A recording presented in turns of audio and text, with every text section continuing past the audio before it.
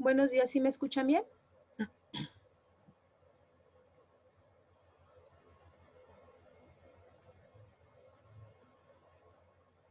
Esmeralda, ¿sí me escuchas? Sí, maestra. Ah, ok, gracias.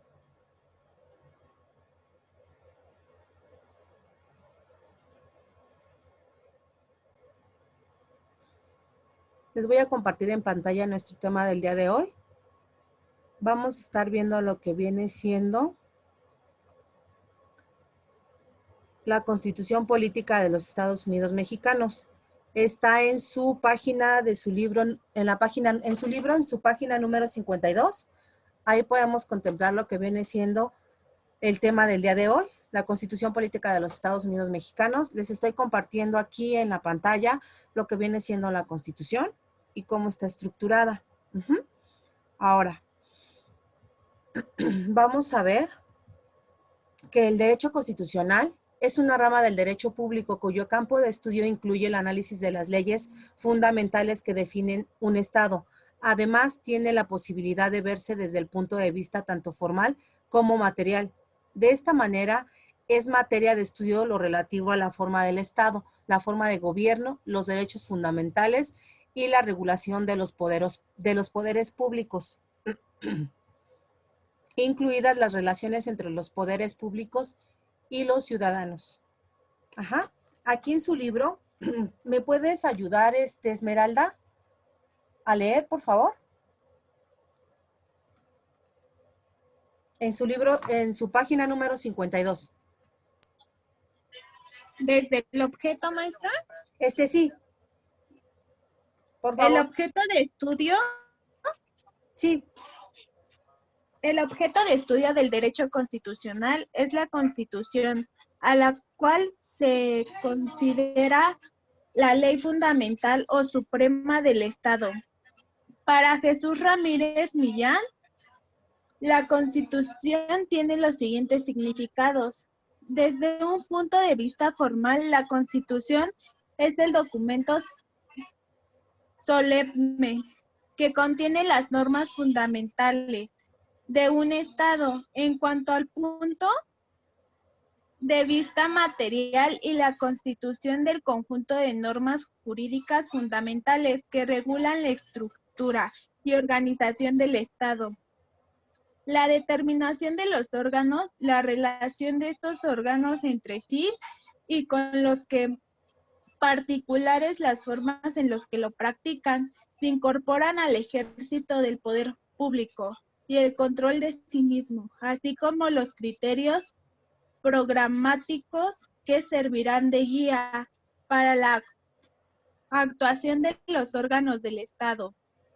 Ignacio Burgoa señala la Constitución es el ordenamiento fundamental y supremo del Estado, que establece su forma de gobierno.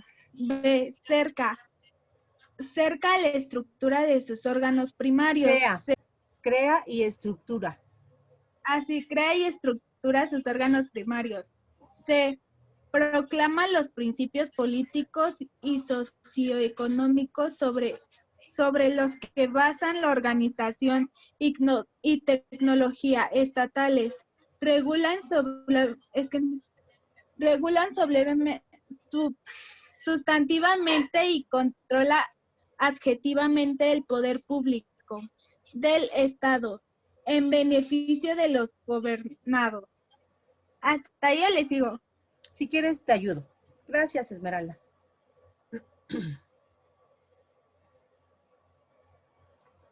Dice, podemos concluir que la Constitución es el objeto de estudio del derecho constitucional, ya que establece la forma de gobierno del Estado, la estructura y organización del Estado, comprendiendo las relaciones entre los órganos del gobierno, las facultades de los órganos de gobierno, los requisitos para que los particulares puedan participar en los órganos de gobierno, así como los derechos que se reconocen a los individuos y que sirven de límite al poder del Estado. La Constitución Política de los Estados Unidos Mexicanos es el documento que contiene las normas jurídicas fundamentales que regulan la forma de gobierno en México, así como los derechos y obligaciones de las autoridades y individuos. Su cumplimiento permite que prevalezca en nuestro país un Estado de Derecho, ¿vale? Ahora, vamos a ver lo que viene siendo en su página número 53, viene la estructura de la Constitución. Aquí en el apunte que les estoy compartiendo, les voy a leer lo que viene siendo la estructura.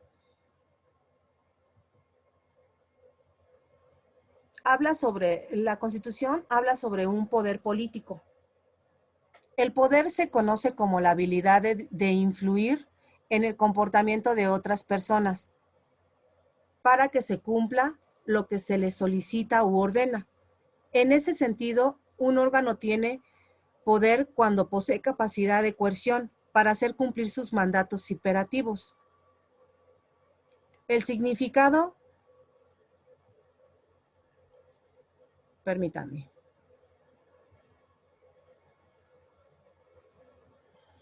El significado actual en las democracias liberales va ligado a la existencia de una legitimidad democrática y a la atribución de capacidad dispositiva acorde al criterio de oportunidad política. Así, el concepto se contrapone al poder que se atribuye a la administración o a los órganos judiciales. Pueden estos poseer una voluntad que ha de estar fundada en un texto legal, es decir, poseen una capacidad reglamentada, cuyas decisiones jamás pueden basarse en criterios de oportunidad. Este poder necesita un fortísimo respaldo popular o hallarse vinculado a grupos de presión o factores de poder. La Constitución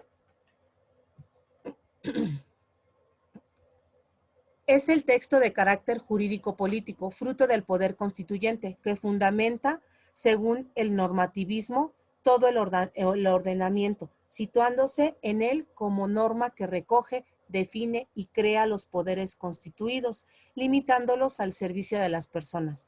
Además, tendrá el carácter de norma suprema, de manera que prevalecerá sobre cualquier otra que fuese posterior y contraria a ella.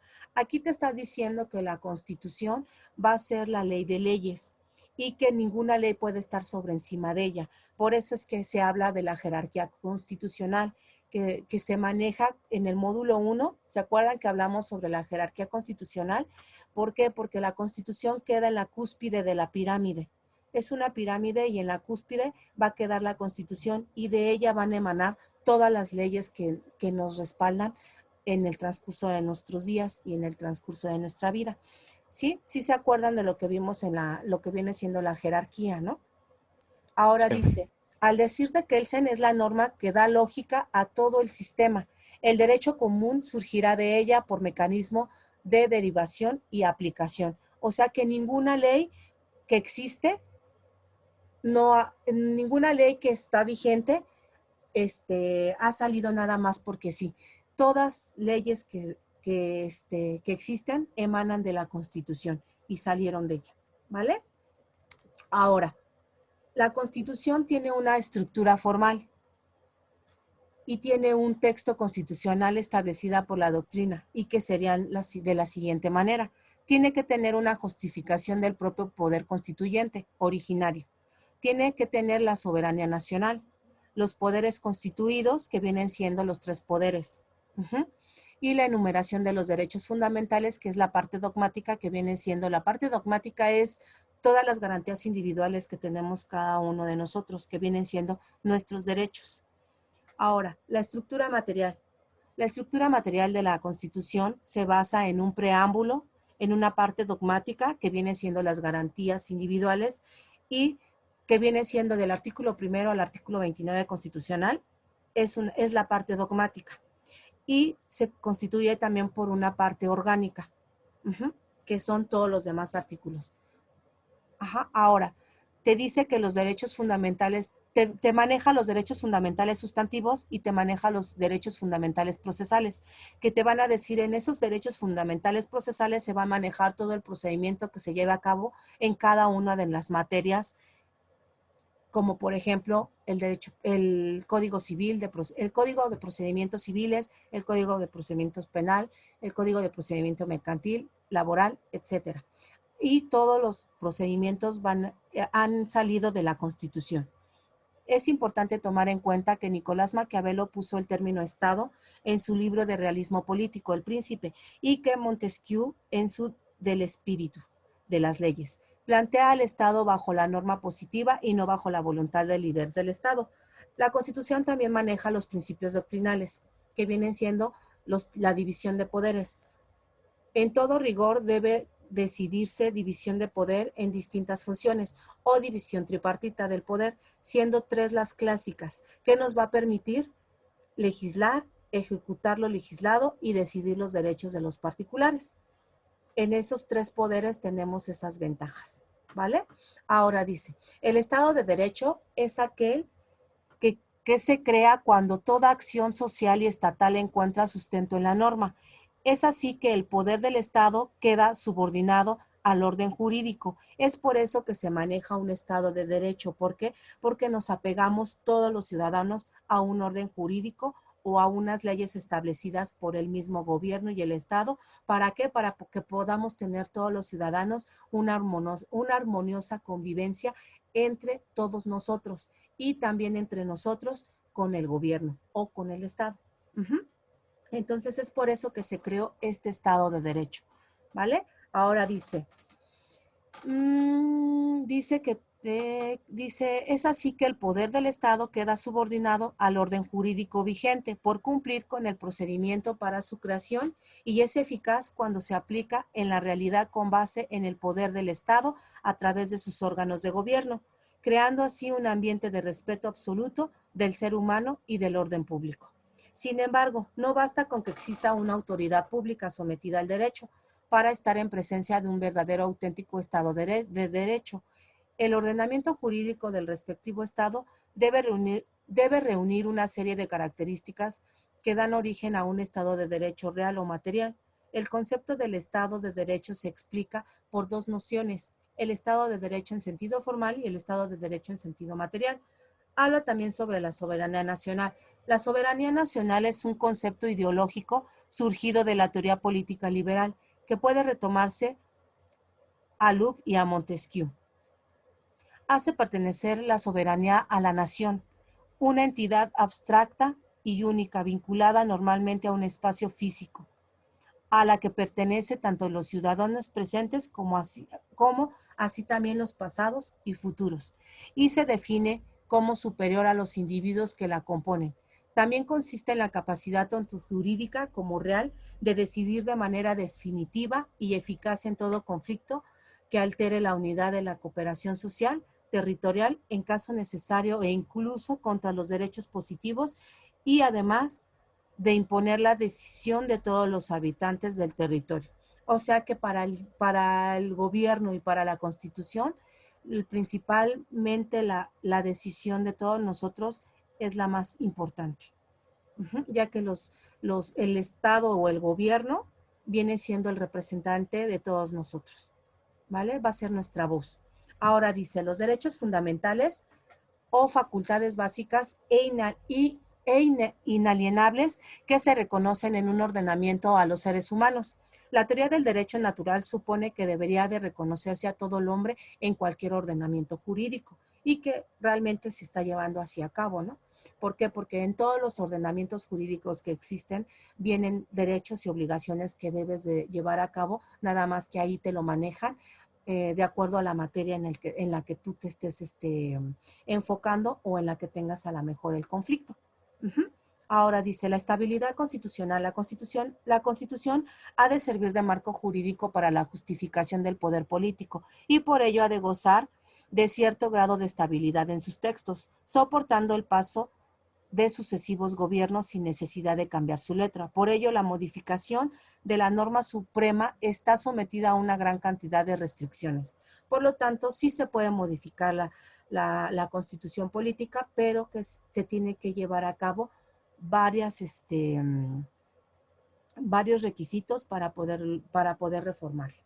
Ahora, su supremacía constitucional, el concepto procedente del antiquicismo, precedente jurisprudencial, y que supone la estructuración del ordenamiento jurídico en una pirámide jerárquica en la que la Constitución ocuparía la cúspide. Ven que lo mencionamos hace unos momentos.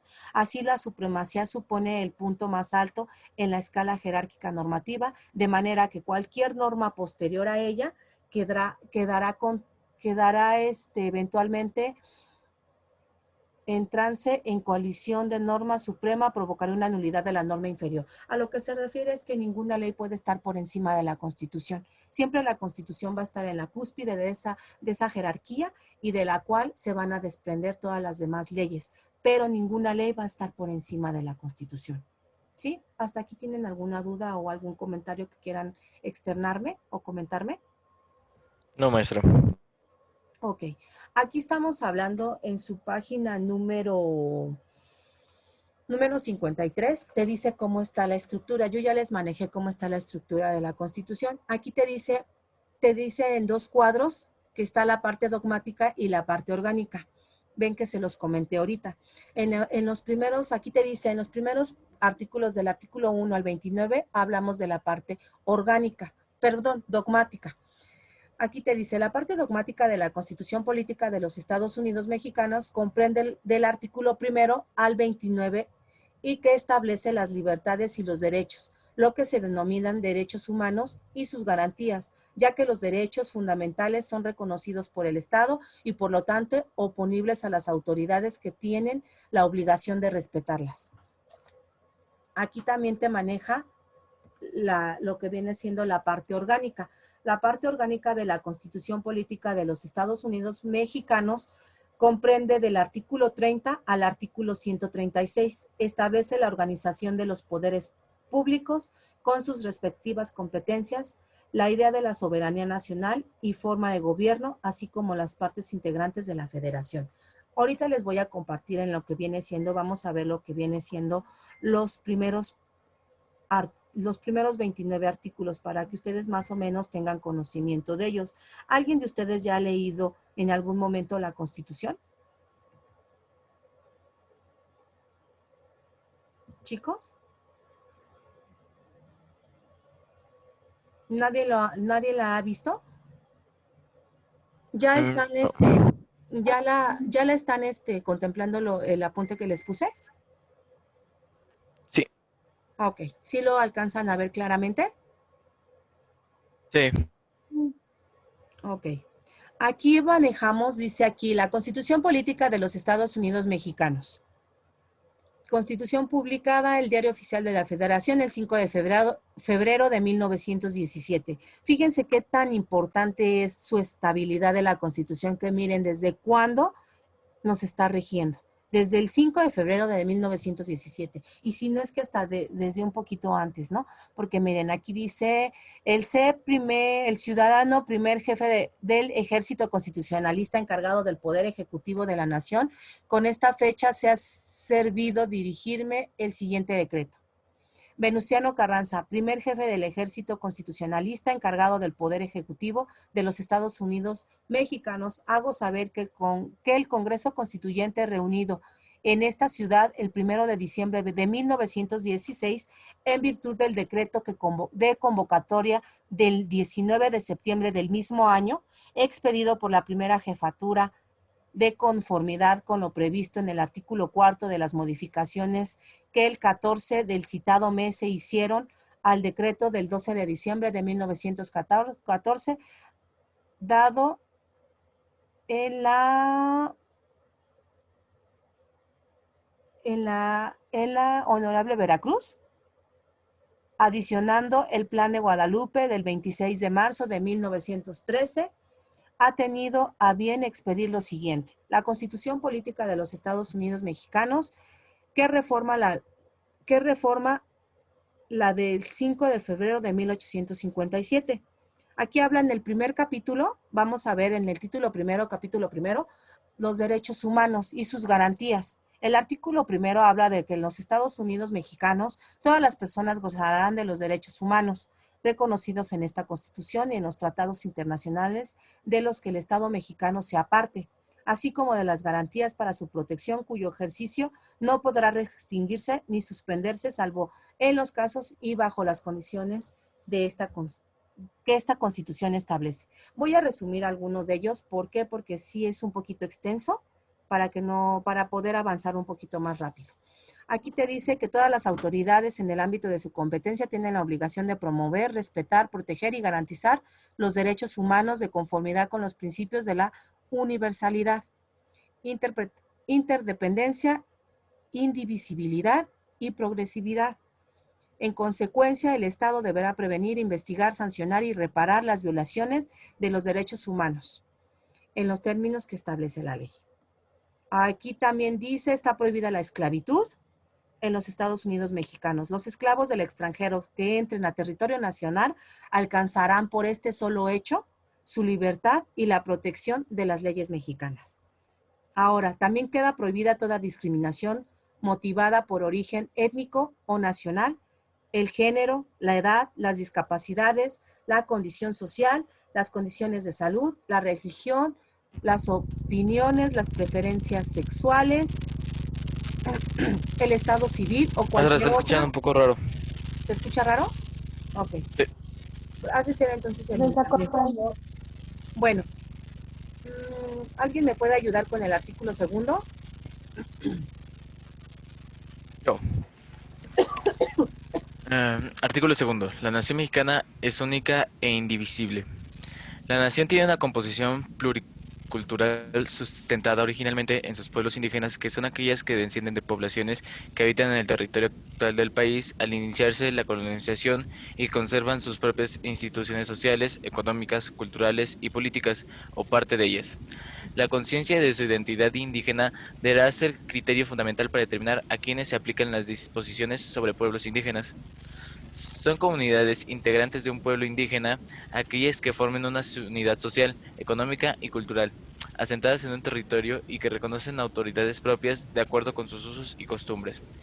El derecho de los pueblos indígenas a la libre determinación se ejercerá en un marco constitucional de autonomía que asegure la unidad nacional. El reconocimiento de los pueblos y comunidades indígenas será en las constituciones y leyes de las entidades federativas, las que deberán tomar en cuenta, además de los principios generales establecidos en el párrafos anteriores de este artículo, criterios entolingüísticos y de asentamiento físico. Hasta ahí, porque está muy extenso este artículo. Sí. Miren, en este artículo habla sobre lo que vienen siendo los pueblos indígenas, que se les tiene que seguir respetando. Ellos tienen todo el derecho de llevar a cabo sus usos y costumbres como los han tenido siempre. ¿Por qué? Porque en algunos estados de la República todavía se mantienen ciertas vestimentas de acuerdo al origen de ellos, a sus costumbres, a sus formas de vida que han tenido desde hace muchos años y que aunque ahorita en la actualidad se ha modificado y que se ha modernizado, pero ellos siguen con sus mismos costumbres y sus mismos usos. Eso se tiene que respetar y por lo tanto ellos tienen ese derecho a seguir así hasta que ellos quieran a lo mejor transformarlo. Por lo tanto, se tiene que proteger. ¿Por qué? Porque también se les está respetando porque ellos todavía a lo mejor tienen una lengua, por ejemplo, usan todavía el mixteco, el zapoteco, etcétera. Y se tiene que proteger esa cultura porque es una cultura. Ahora sí que eso es lo que nos hace a nosotros, pues ahora sí que nuestra historia, ¿no? Y nos hace enriquecernos culturalmente, ¿no? ¿Por qué? Porque en esos estados todavía, en esos pueblos indígenas todavía se manejan vestimentas y muchas costumbres que a lo mejor ahorita en la actualidad ya se han perdido, ¿no? Pero que ellos todavía las siguen llevando a cabo y por lo tanto ellos, este derecho se les protege, ¿no? Más que nada eso es lo que se está refiriendo aquí en este artículo segundo, todos los derechos que tienen los pueblos indígenas y siempre y cuando también, a pesar de que tienen estos derechos y que se les tiene que respetar de esta manera, también se les va a respetar todo lo que está en la actualidad, como el derecho a votar, el derecho a ellos que escojan sus representantes, etcétera. También se les va a proteger en caso de, por ejemplo, a las mujeres, no porque tengan ellos usos y costumbres a lo mejor antiguos, ellos, o sea, se les va a permitir que ellos sigan con eso, ¿no? No, también tienen ellos que tener un respeto hacia la mujer y no deben de violentarlas ni de nada por el estilo, porque ese es un derecho que todas las personas vamos a tener, no importa nuestro, ¿cómo se dice? No importa nuestra cultura, nuestra economía, nuestra política, lo que tengamos ahora sí que en nuestra mente o en nuestra cultura, ¿no? Simplemente se va a proteger por el simple hecho de que eres un individuo. Uh-huh. Ahora, aquí maneja varias fracciones, varios párrafos, pero por lo cual no nos vamos a entretener en todos ellos, porque está muy extenso.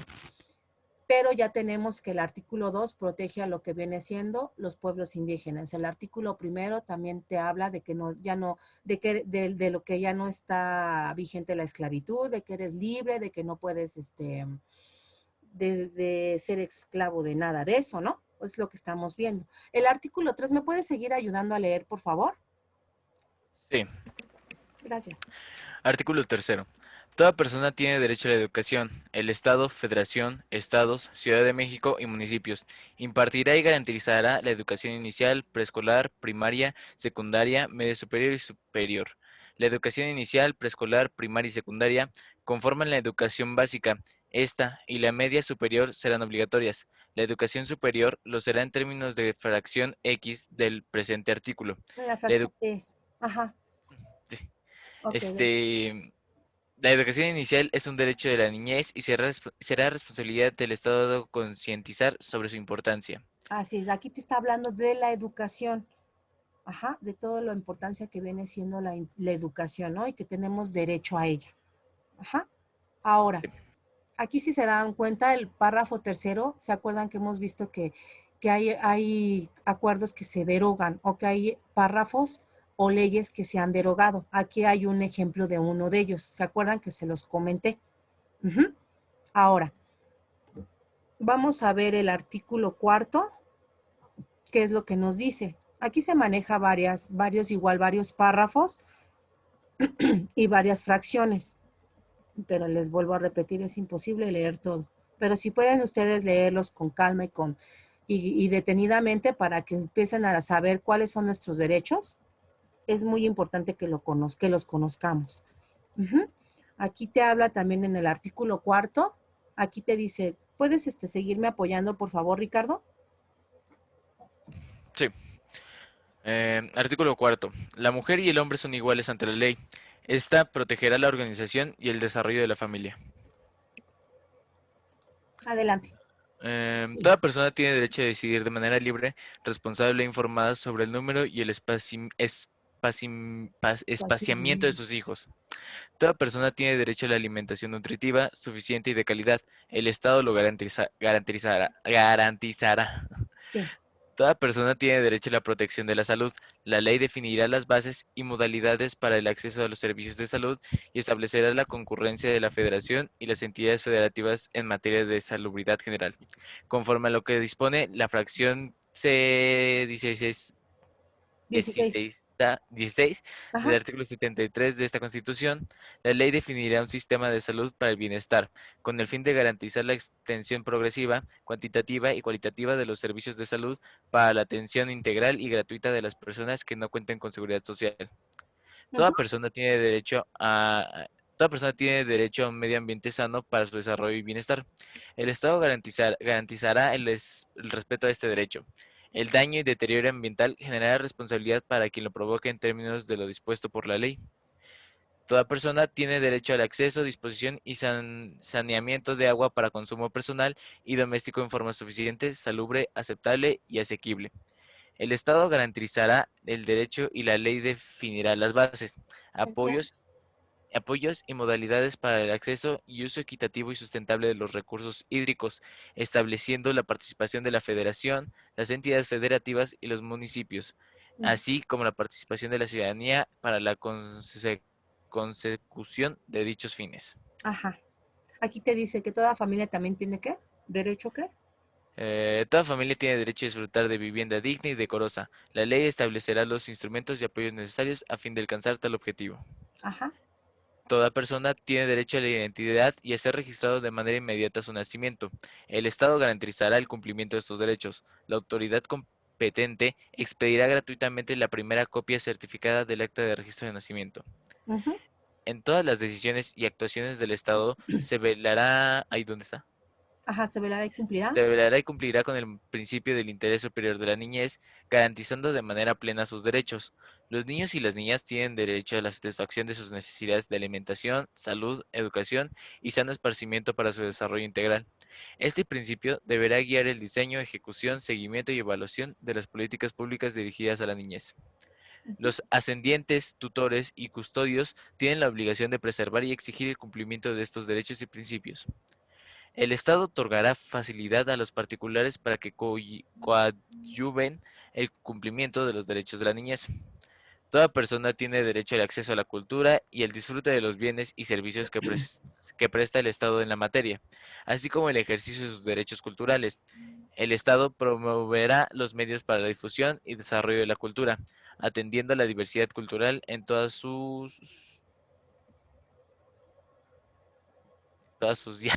en todas sus manifestaciones y expresiones con pleno respeto a la libertad creativa.